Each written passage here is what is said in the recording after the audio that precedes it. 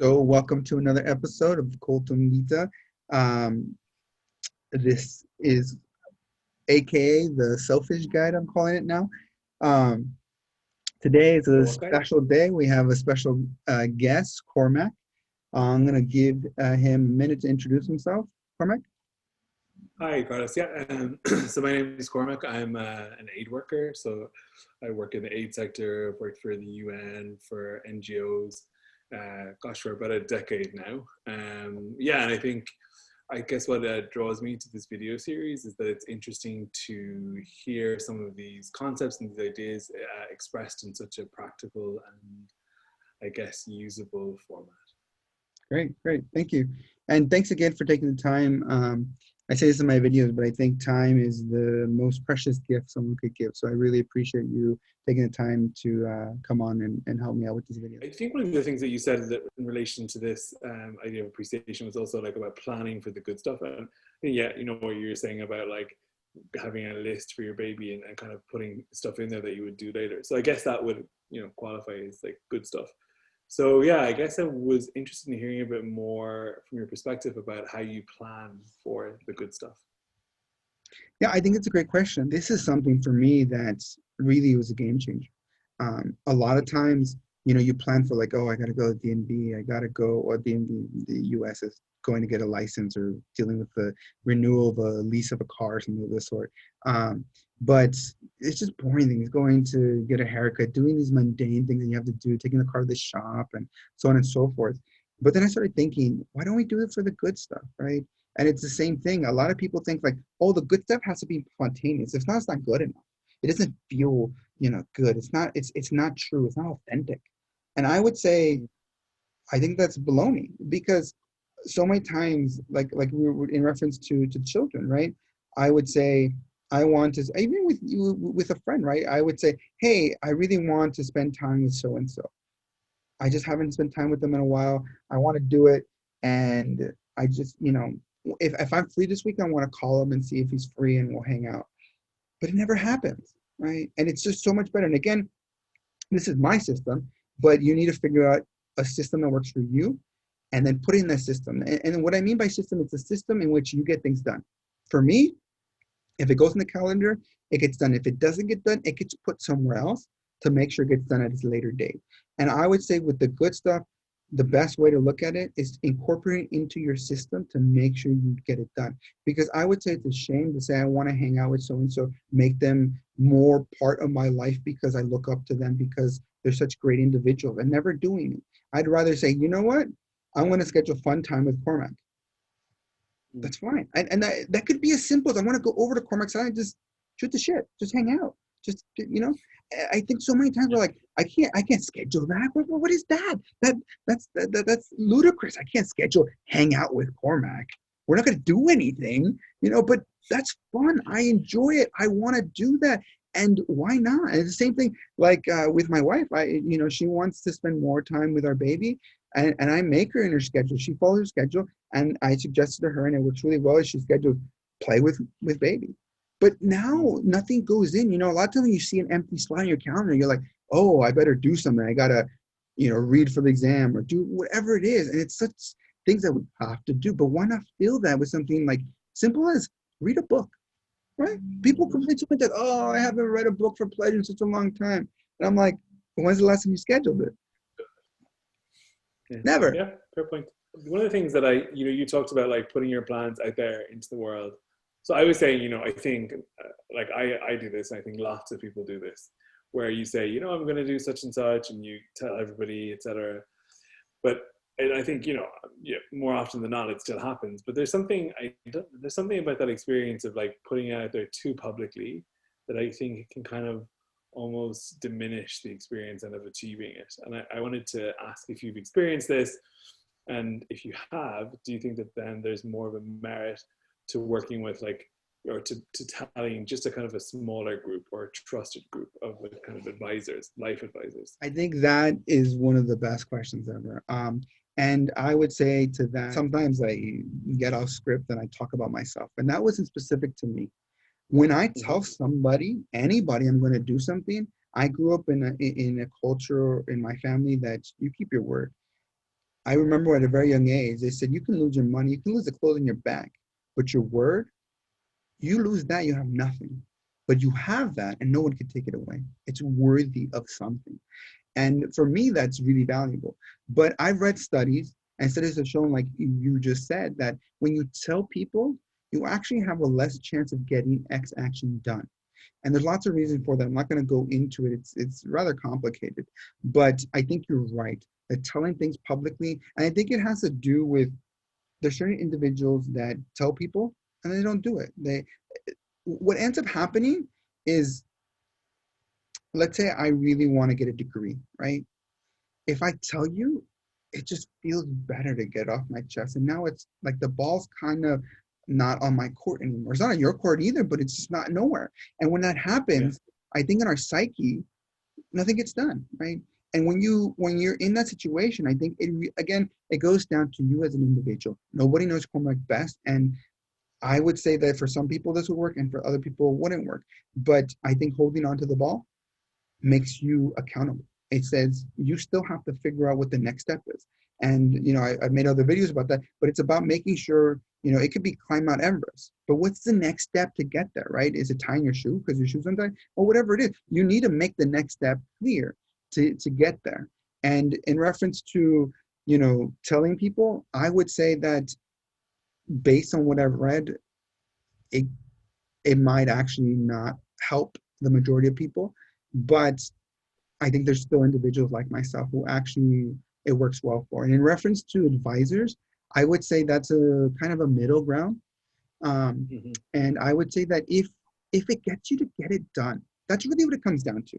If you say I'm going to get a degree, and if you tell your mentor who you highly respect, who you foresee to have a relationship with, for your whole career, right? And you want to have a good relationship, and you look up and you value the relationship between you, then when you tell the individual, they're gonna hold you accountable. And they have a mentorship where they're gonna be like, hey, how's the application to the school going? And that type of relationship is very good. It's very, positive, and it helps you get motivated. It helps you move forward. So that's great. And I think that if that works for you, by all means, go for it. I more power to you. But again, it all comes down to getting something done. In this world, those who do, that's who makes the world go round. And I hate to say it, but unfortunately, those who a lot of times I think the world's in a dire state many times because those who do things poorly, and then when you come to the table, those who maybe could do it better are unsure of themselves, right? But those who are overly confident in their ability, and usually not rightly so, will present something and it's awful. But because there's nothing else, the group runs with it, right? And we end up in a bad situation. So I would say just get something done. And that could mean, hey, if I'm going to give myself one day to apply it to this school, wherever I'm at, I'm going to stop editing and just submit it. Great, but you gave yourself a timeline. And it's about, I like to call it the 80-51 rule. That I mean, you've probably heard many variations of that. And that's is it 80% good enough? Right? You're never going to get 100%. I'm a perfectionist. I struggle with it, and for me that helps me. I look at it and I'm like, is it 80% done? And if it's 80% done, I just turn it in. And if it's a decision, I say, am I 51% sure this is a good decision? Then I do it. If not, you just get stuck in the middle of the fork and you never move forward. The Pareto law. Yes. Have you heard? Yeah, yeah, yeah. Yeah. Yeah. No, like I said, I don't think I'm saying anything new. Look, I completely admit that nothing about what I'm saying to you. What I'm trying to do is bring it all together in a way, like you said, to make it practical, to make it useful. When I was younger, I was like, there's so many people who've lived. Why is there something that just help me out? Get me started, right? Get me started in the right direction. And this is what I'm hoping to make. I'm hoping to make something of a guide where you're in a pickle and you're like, just get me started, right? I just want to be that little thing that pushes the ball, and then you get your momentum, you get rolling, you figure out, because again, nobody knows Cormac better than Cormac, and no one knows whatever individual is dealing with the problem better than themselves. And I want to empower people to be confident in themselves, and whatever they have working, just do it. We'd be so much better off if people just jumped. We make all these excuses about why we shouldn't do XYZ, but in reality, we're all very good at what we want to do. We just don't, we lack confidence. And that's for many other reasons that I'm not going to go into because it'd be a very long video. Creating bonds, creating solid friendship groups, those are all super positive things.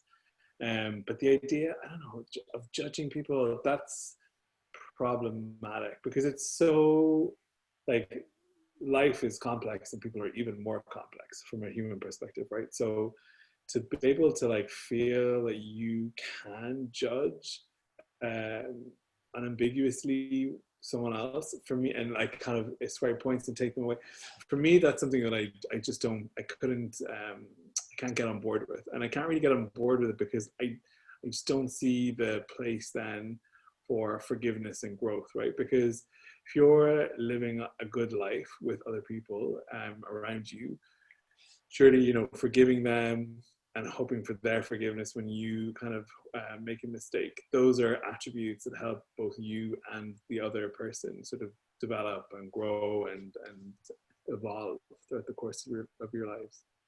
Just to break it down, the first core, like I said, is about accepting yourself as a whole, and and then just acknowledging everything and loving yourself, right? The second one is about choosing to let that out, not just say like, this is who I am, I love it, it's great, um, but then letting that manifest itself in everything you do outside the exterior. And the third core is about finding something that that gives you joy and giving that to others in the world. In short, that's really what it comes on. And I think that goes to like the meaning of life, as some people, because you just feel fulfilled, right? In reference to judging people, I guess it might have a negative connotation, and I struggle when making these videos and using any terms because it's why I created unconditional love. I felt like I was getting too many different definitions on love, and I needed to sit down and define it. It took me a very long time to do that. But judging people, I'm not saying to go around and say you're good, you're bad, you're good, you're bad. I'm completely against that. I think that a person isn't good or bad; they're just them, and they're you know the idea of adding it all up and trying to find is it more good or more bad, I think is a waste of time. What I'm saying, and again, that's why I like that people have been, someone hinted at or suggested the selfish guide, and I think it's very very good because you're not judging people in the sense that you're good, you're bad. You're just saying, in my experience, hanging out with this individual has affected me negatively. I address it with that individual. They continue to do it. So I'm going to step away from that individual. That means that you need to make a decision of that individual. Do I want them part of my life? And I'm a strong believer that you should get individuals that you want to emulate, that you look up to, that you value, because you're going to become them. I always say, like, if you hang out with a bunch of cyclists, you're either going to start cycling or you're going to stop being friends with them, right? It's the same thing with individuals. In reference to, if they hurt you, I'm totally for forgiving them and stepping back. And it goes back to the first example we spoke about in reference, if someone's punching you in the face, I'm not saying, hit them back, or I'm not saying to not forgive them. What I'm saying is take care of yourself first. Get up and get away from that bad situation. That doesn't mean you stop loving them. Doesn't mean you stop caring. It just means you do what's best for you first. I always like to say it's like the airlines when we used to fly, that say you help yourself put the mask on before you do it to your children. It's the same thing. I think that if you don't love yourself, it's going to be extremely difficult to love an individual and the other individuals. And I think it's the same thing. If you don't take care of yourself first, then you're not going to be able to help other individuals. And so I think that's the essence of making a decision in reference to others around you and just not letting that happen. And the way I get around that is when I give things, I don't give things with anything in expectation back. Like this, right? I truly enjoy helping individuals become empowered, believe in themselves, and just do whatever they deem is the right thing for them. Now, you can then tell me this is baloney, this is horrible, this is hogwash, you're a loony. And I'd be like, you know what? I'm sorry you feel that way, but I'm not going to feel bad. I gifted you my time. I care about you. And if you don't believe in it, that's your prerogative. I'm still going to care about you as an individual, and I'll still be here if you ever want to go back and talk about it. But I'm not then going to have to forgive you for hurting my feelings. I'm not going to get there. So I think in many ways, you don't ever need to get to forgiveness if you just move out of the way of the swing and get up and be like, whoa, what just happened? You just tried to hit me. Like, this is not okay. And they try to hit you again. You're like, okay, I'm leaving. Like, this is not okay. And that's what I want someone to get at. I know it sounds funny to think about it in your mind, but Yeah, that's yeah, what I no, want people to I get get that. at. And I just don't, and unfortunately, I'm not saying you're saying you're a bad individual. I'm leaving. I'm just saying you're not a good person for me to have around right now. It doesn't mean you stop caring about. It doesn't mean you stop loving them. It doesn't mean that you can't even forgive them if they happen to hit you, metaphorically and hurt you. That's all good. But I just want individuals to take care of themselves before they try to help someone. Because imagine you care about the individual and they're hurting you. And a lot of people, they just go back again and again and they keep trying to help them, and they just keep getting hurt. And you're not helping yourself. You're not helping the individual. You're just in a state of perpetual martyrism that does not help anything. And so I would say that's what I'm trying to get at the core of. I heard a teacher speak to me once, and they said that whenever they start with students, all their students start at 100. Now, depending on how they do in exams and how they prove themselves in the classroom and the interaction that they have, then they'll slowly fall. I like that. I like to see an individual. I'm going to give them completely, 100. And then as they do, if they're punching me, if they're hurting me, they're going to fall, right? And then I'm just going to get up. I'm not saying you're bad. Maybe you just had a bad day. And it's the first time I met you. It's not fair to say you're a bad person. I'm just saying that I'm not going to let you into my life because it's not good for me. But I hope that makes sense. I think that question is is very complex. And Yeah, if I wouldn't know the specific circumstance, I find it very difficult to try to help an individual with this question. I think it's a very good question, but it's a very, very complicated question because depending on the circumstance, depending on the individual, it could drastically change. If someone's hurting you, even if you love them, you need to step away and you need to take care of yourself first. That's the main thing. And when you give someone something that you care about, you don't give it. It's like you don't give a child a gift, and if they're like, don't play with it, you start feeling bad, you start feeling guilty, you start making them feel bad and guilty. It doesn't make sense. Like life is not about that. You give the gift because you want to give. It's like I love to cook. I've had time with someone eat something, and especially in my family, like it's salty, it's a little burnt, and you're just like, you're right, it is, but it doesn't affect me because I wanted to feed that person, and it makes me feel good to feed that person, and that's that. And if they want to complain about how there's not enough, or it's a little greasy or whatever it is, it doesn't affect me because the act of giving them that food is I'm already happy. There's nothing they can say. And the greatest thing about being happy from the inside is that happiness, you give it to yourself. Nobody can ever take it away. In reading about, all these survivors of really, really horrible situations, the ones that mentally rise above it are those that find this fulfillment inside of them. They take, they can strip you of everything. But if you love and accept yourself and you have that within you, no one can ever touch that. And so I think it goes back to that same thing. If you're giving something for the act of giving it, no one could ever touch that because you already gave it. The very moment you did it, you gave it, and you don't need forgiveness. You don't need all this other stuff. You don't need to say you're a bad person for not appreciating it. You just, that's it. Now, again, by all means, if you give someone something, you work really hard, and they just throw in your face, they throw tantrums, and they're just negative about it, and they're trying to make you feel bad constantly, then I would say you need to question that and maybe stop giving them gifts. I think these that's are the great connection. questions. Cool. Yeah, no, I was happy to do them. I liked your videos. That was cool. Thanks, man. I mean, personally, do you have any follow-up questions, anything you wanted to talk about specifically? Like I said, if you give me No, I more love. example, I can usually be more helpful.